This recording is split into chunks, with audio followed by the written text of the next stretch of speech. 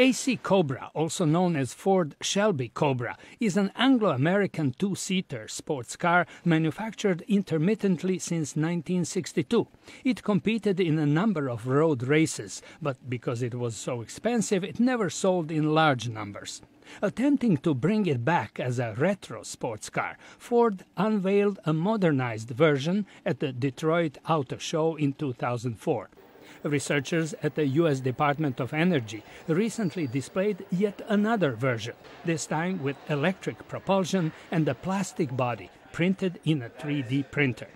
Robert Ivester of Energy's Advanced Manufacturing Office says the goal wasn't to build a Cobra. Instead, researchers wanted a way to test several things relevant to printing large-scale objects. The capability to balance thermal loads was an important one. The ability to achieve very, very high quality, professional grade surface finish. The ability to custom design around components that we're going to put in. So this example has one motor and battery, but we could relatively easily change over to a completely different motor and battery, powertrain, suspension system, because of 3D printing. The flexibility of 3D printing proved to be a great advantage. Ivester says the car was built in 6 weeks by a group of 6 people at the Oak Ridge National Laboratory in Tennessee. It's printed in about 6 pieces.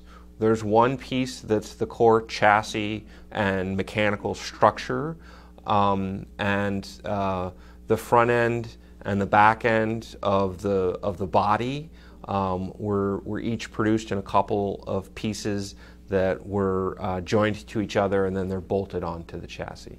During tests at the National Transportation Research Center, the car reached 128 kilometers per hour with acceleration of about 8 seconds to 100 kilometers per hour.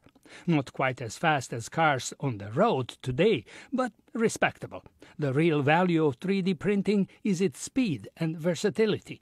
One of the most important advantages of large-scale 3D printing for the automotive industry could be the manufacture of molds and dies for sheet metal car body parts, usually a critical production bottleneck.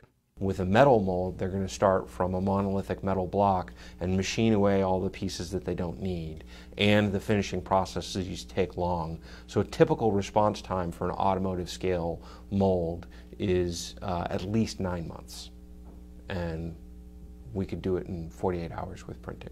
Ivester says his department is now researching whether 3D printing of molds and dies could be used to build parts for wind turbines.